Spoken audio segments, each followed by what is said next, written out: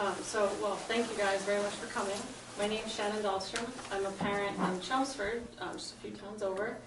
I'm a CPA, but I'm sort of a parent activist, if you will. Over the last few years, gotten very involved as my oldest is only in 2nd grade, so I'm very involved in what's going on in school, and have become very active in Common Core and our ballot question and Common Core Mass. And so a lot of times I'll help put on things like this when Dr. Stotsky's available or someone else to sort of talk about, especially from a parent's perspective, you know, what's going on in different schools. Sometimes it's different, and what was great about having Sandra here is that she's in such a great position to be able to compare and contrast the differences in our standards now. She was critical, being the deputy commissioner, I believe, is that right, at the time, when we first developed the original standards, the Mass frameworks, and was, you know, really critical in that role of lots of public input, years and drafts, and to work on those to make them. And they have always been considered the #1 standards in the country. She was also able to sit on the Common Core validation committees. There were 29 members at the end of the whole Common Core drafting process. These are the members that were asked to validate and say at the end of it that we sign off that these are considered. I think there were 7 criteria. There were a number of criteria: research-based, internationally benchmarked, rigorous were the top 3. Yeah, and Sandra and 4 other individuals refused and said that these are not meeting those criteria. I remember talking with you, and even reading from Dr. Milgram. Jim Milgram at Stanford was the mathematician. I was the ELA specialist. The work that you guys put into with all of your questions and feedback working through that committee, and never really getting responses and you know, real feedback of why. Okay, we're asking a question, why would we do this, not this? No real responses. So what's been very helpful for me in doing these types of things and being able to talk with Sandra is to, as I learn more and more, I've been able to sort of say, well, all right, I'm a little confused about something. I see this, so why doesn't that work in these? And being in that position to truly compare, where other people maybe just know Common Core or just know the original frameworks and haven't seen much of, you know, haven't paid attention to the changes. So, you know, so today Sandra will talk through some of those differences between the standards. If at any point you just have a question or just want to clarify it, you know, please just, you know, speak up. And then maybe after sort of that background, I'll just talk a little bit more about the ballot question for everybody's, you know, to understand what that question would do, depending on which way it goes, and, you know, background to it and that sort of thing. So, okay. Fine, then that was going to be the first part of my talk, because I wasn't sure what you were going to say about the purpose of the ballot question. And I've listed the 2 basic purposes on this outline, which I created. So you can see that, 1, we want to rescind the Board of It. I was on the State Board of Education at the time, and I do know, this happens to be important, and I'll explain later why. On July 21st, 2010, there was a vote to adopt Common Core standards in math and ELA, and that was the main vote in July 2010 to adopt them. And the purpose of the ballot question is to rescind the board's vote, because it has to be rescinded by a vote legally, because the Board of Ed won't do it on its own. And Part B is to restore the pre-Common Core standards in ELA and math that we had, which I know very well because I was in charge of them when I was in the department from 1999 to 2003. I was Senior Associate Commissioner, and among my many responsibilities, I was in charge of all of our K-12 standards. So I knew how good our standards were, and that is why, by the way, I was on Common Core's validation committee, because I already had a track record in understanding standards, particularly ELA standards, and Massachusetts kids had soared to the top in every way, and all demographic groups had also moved ahead, because that was a part of the philosophy, which I will mention a little bit more later on when I get to part 2, but you have to understand that that philosophy was key, as far as I'm concerned, to why Massachusetts kids did so well in the years from 2005 basically to this past year, because they haven't stopped. They're still at the top on all national NAEP tests, National Assessment of Educational Progress, so-called National Report Card, and on TIMS, which is the international test, Trends in International Math and Science Survey, and we tied for first place with Singapore in science in grade 8 in 2007 and in 2011. So that was a huge accomplishment that we had in science in grade 8 tied for first place with the leading country in the world, and in math we were among the top 6 countries, both in grade 4 and grade 8 on TIMS. It only tests certain grades, 4 and 8. It doesn't test every single grade level. But the average means that all kids were doing better. That's what an average usually comes from. So here we had standards that had a proven track record, and yet because of political deals and Gates Foundation money behind Common Core, our old standards were thrown out and Common Core standards were brought in, and as so far as we can see, kids are doing worse. They're going downhill. They're not going up now. This is national trends. I'm not talking about your individual classrooms or schools, because that isn't what is being picked up by NAEP tests, but the latest NAEP tests have shown a decline in grade 4 reading in Massachusetts, nationally a decline in grade 8, all of which means that the average is going down. But in Massachusetts, we were going the other direction. We're sort of plateauing at this point, and I can just tell you a little bit why I think we've stayed so long at the top, because we've stayed at the top since we hit it in '05. On NAEP tests, we hit the top in grade 4 and grade 8 in both reading and math. NAEP gets all states participating. It has to by law. And we did, I told you that well in science on the only international test of the science curriculum and the math curriculum. It's the only international test of the curriculum itself. So our kids were doing extremely well on tests that we couldn't manipulate in any way because they are outside of us. One that's international, we have nothing to do with however it's shaped or cut off or handled. Now, let me go into part 2 with some details, and then you can ask some questions based upon your own experience or whatever's come up in any school meetings or other meetings that you've attended. How do Common Core's ELA standards differ from pre-Common Core ELA standards? And I am confining myself mostly to ELA because I'm not a mathematician or a scientist. Professor Milgram, who was on the validation committee with me and who has a PhD in mathematics, he teaches, has taught for 40 years at Stanford University. He and I agreed that there were a lot of problems, but I always defer content questions to him. I don't pretend to answer content questions in math or science.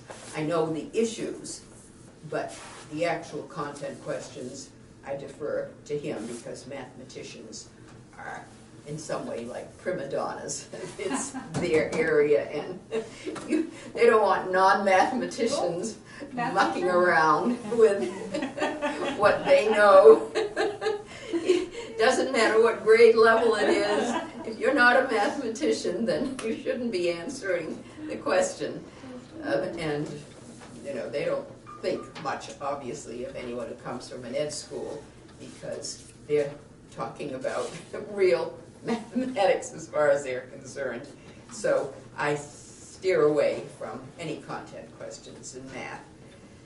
First, as you can see, one of the major differences, there are many minor differences, that Common Core's ELA standards focus to a large extent on reading comprehension exercises. And I say that because one of the standards writers, David Coleman, insisted that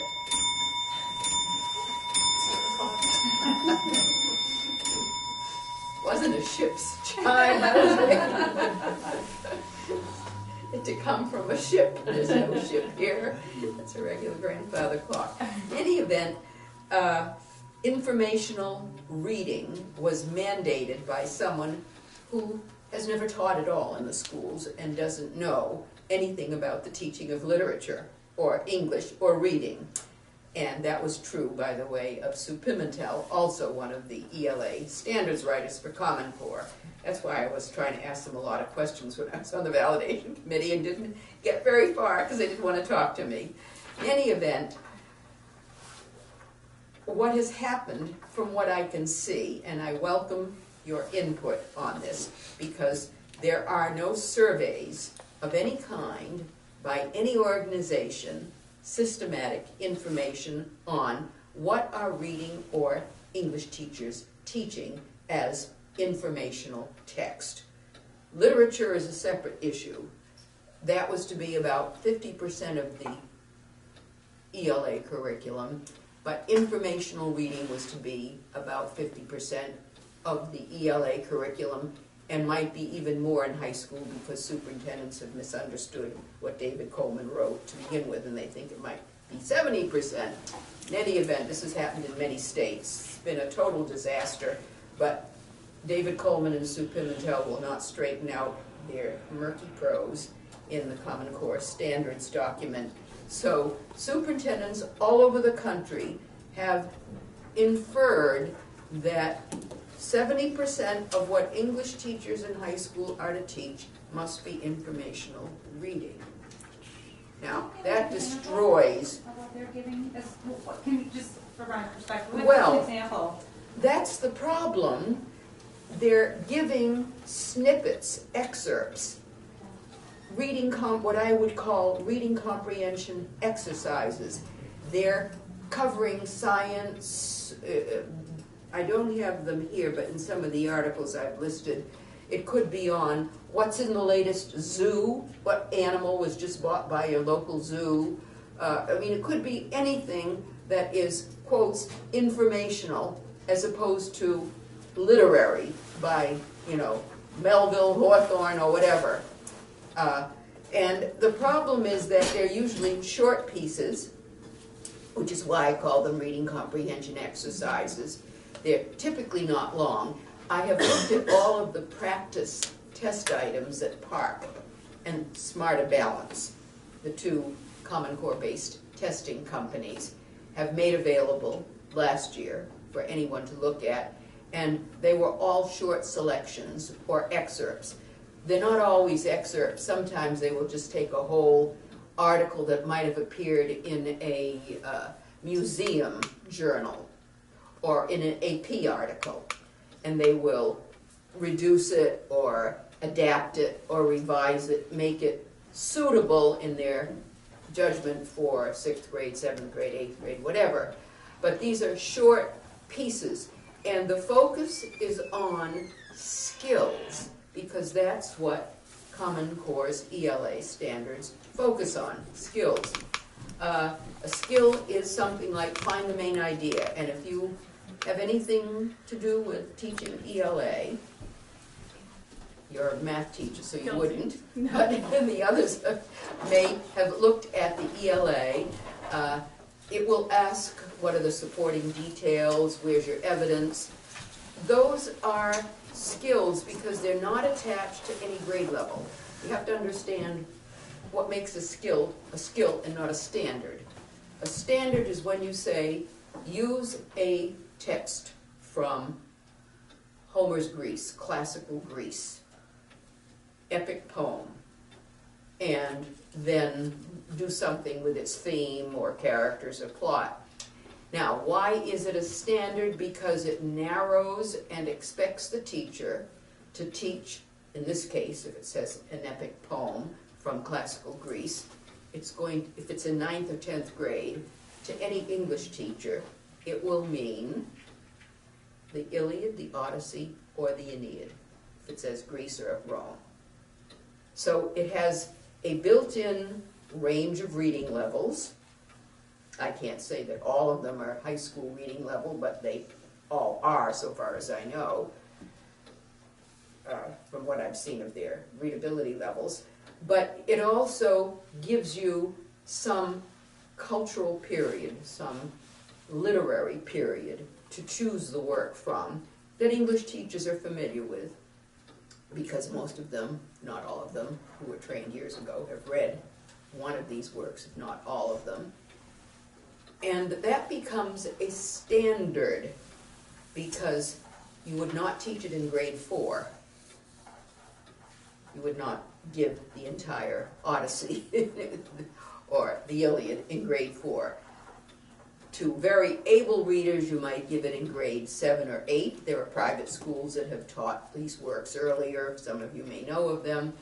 But it has been common in grade 9 or 10 to have the Iliad or the Odyssey taught, particularly the Odyssey, because the word itself has become so resonant in terms of what we understand by an Odyssey.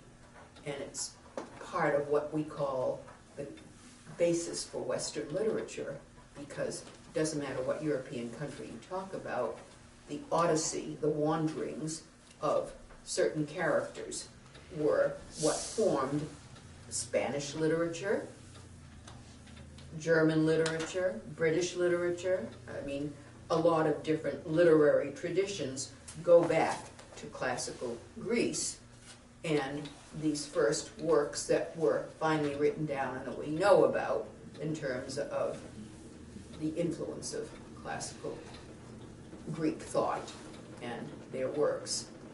Later it could be expanded to a tragedy or comedy that came out of classical Greece, which would then get you into Euripides, Aeschylus, and Aristophanes and all of what they accomplished that have influenced later playwrights, movies, other things. I mean, these are works that have had, over the centuries, remarkable influences culturally. And so that is when something becomes a standard, when it guides you to some particular period and some basic reading level range. And by the time you're in high school, you would expect kids to be reading high school level material. Sounds sort of common sense, but it's flown out of the window. Common Core, according to much of what is on the tests, does not have the expectation that kids are going to be reading stuff at the high school level of reading when they are in high school.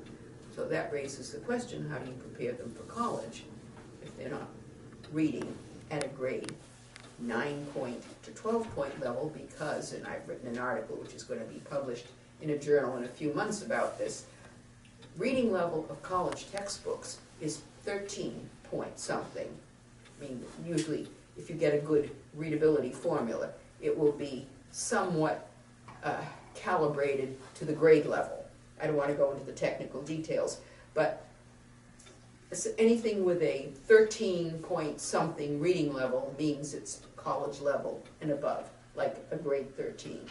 So this is what you would expect kids to be able to read. We know from other sources, and I will only mention this briefly because this is what I cover in this article I've been writing, and that is most American students, when they graduate high school, are reading at a grade 6 level. It doesn't matter if the work has an adult subject matter, it's the vocabulary and sentence structure that is easy. And that's why kids have terrible problems at college, because they're being given multisyllabic words that come from the different disciplines, sociology, anthropology, whatever they're taking, and the sentence structure is complex or long. So if they've only read something like Grapes of Wrath or Steinbeck's, some of Steinbeck's other work, particularly Hemingway's work. Hemingway, as you know, wrote monosyllables. I mean, that was his style. The subject matter is adult, but the vocabulary is easy. That's how English teachers have been coping for a couple of decades in trying to keep these readers moving along or interested in school. The problem is that it doesn't prepare them for college level reading, because there's a huge gap between a college level science textbook, and if you even look at an older high school level science textbook, you will know that the number of hard words in a paragraph is staggering. Would be for me, if I'm not in the field where you're reading, and math would be the same way if you have a lot of the terminology in math. If it's introduced gradually over the years, you learn a little bit of it, and if you've been in science courses where you're being introduced, you know, what's the composition of the molecule, the atom, the things that are in the atom, if you're learning this vocabulary gradually over the years, by the time you're in high school, so you've mastered some of that vocabulary, and it isn't going to hit you like cold towel when you go to college, and suddenly you're being hit with all of these words that you never saw before. Even if the paragraphs are short, the density of science material, and this is for STEM, this is the problem with science, technology, engineering, and math, what we call the STEM areas, where you have, for engineering or science in particular, dense material with a lot of multisyllabic vocabulary that you've got to just understand right away in order to understand the paragraph.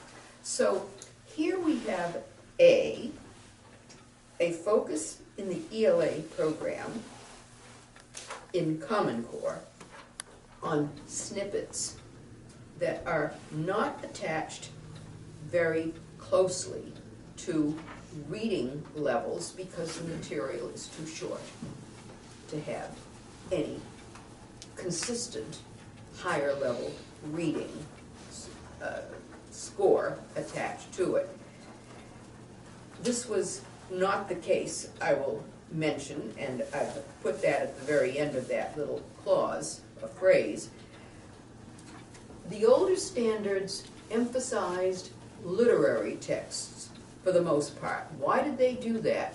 Not because English teachers wanted to punish kids to get them to read literature. It was because literary texts are the way in which historically kids have been led from grade to grade to get up to grade 12. They have plots. Science doesn't have a plot. History doesn't have that kind of a plot over a long period of time. And if you've ever read a hard book, if you remember as a child reading like Kidnapped, Treasure Island, when you were young and you were reading a book that had hard vocabulary, Robert Louis Stevenson used a very mature vocabulary, it was the plot that kept you going. A good reader didn't care about the words they didn't know. You just skipped over them, moved on. And it was the plot. This is why even students who can't read well like Frankenstein, because I had a student in a Boston school system years ago who introduced his grade 9 students who did not like Their Eyes Were Watching God, if you know that particular word, because of the dialect. And they didn't like the plot. as well as the dialect, which they didn't understand because it wasn't their dialect.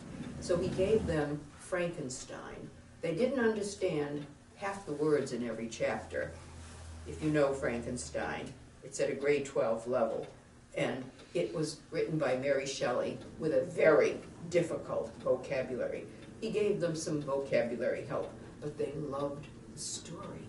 It was fascinating. So it kept them going from chapter to chapter to find out what happened to Frankenstein. Who was Frankenstein? It got them to learn a lot of vocabulary they never would have learned otherwise, but the point was that it was the plot that kept them going, because they could learn enough by what they could read and with the teacher's help and vocabulary every week.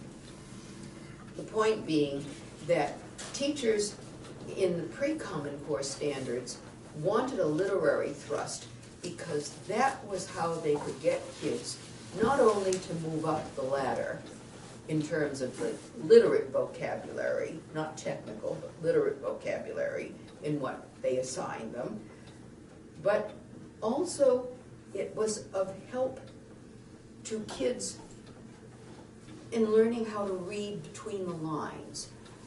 And if you've ever seen English teachers at a workshop, it's almost funny. It's like the stereotype that you see.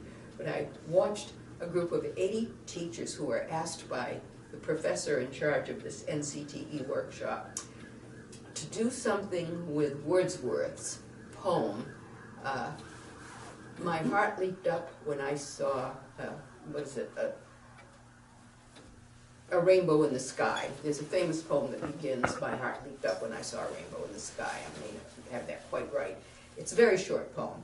But one of the lines, and most of it's monosyllables, as you can hear, it seems simple, but one of the lines is, and the child is father to the man. That's Wordsworth. So this literary scholar said, how would you have your students in high school interpret that line? Well, that got those teachers going for an hour. They loved it. That was their question. They all had different ways they helped their kids to learn how to interpret the child as father to the man. There's no answer to the question. The question is an interpretive one. And the question is, how do you get kids to go into the text, read between the lines, and figure out where there's evidence for whatever interpretation they want to bring up? And this is what these English teachers were sharing. So this is the development of analytical reading.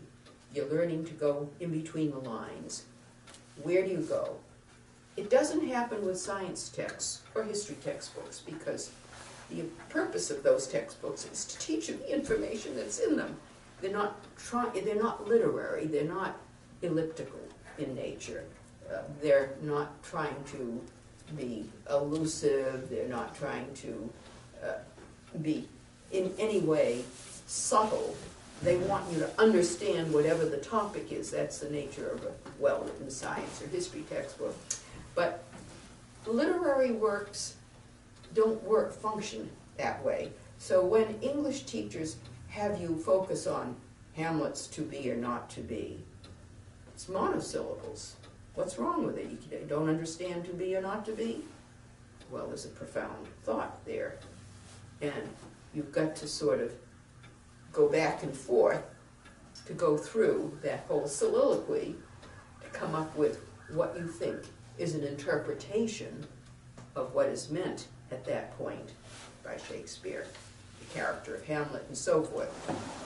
So the older standards had more of a focus on literature because that was what our teachers wanted. It wasn't me. This is what English teachers said they wanted.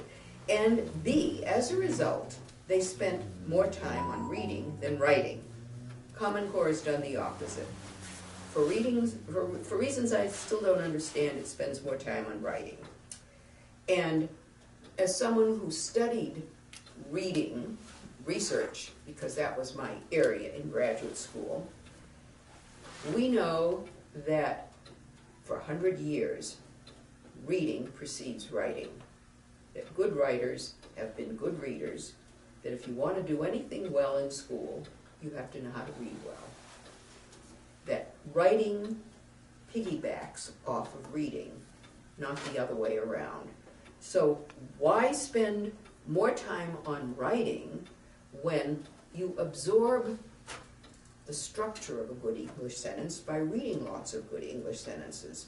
You understand the vocabulary you might want to use in writing better if you've seen it in what you've read, because then you see it with its various nuances, or at least you have a better sense of what the words mean. But this is what Common Core does, particularly in the early grades. Kids spend a lot of time on writing, far more than they can handle. When I began to see the writing prompts on the practice tests that asked third graders to write an essay, and I thought, what third grader knows what an essay is? Essays used to be taught starting in grade 8 or 9, never complete because you never finish learning how to write a good essay. But you don't start in grade 3 because kids can't conceptualize the structure of an essay. Most of them can't. Anyway, C.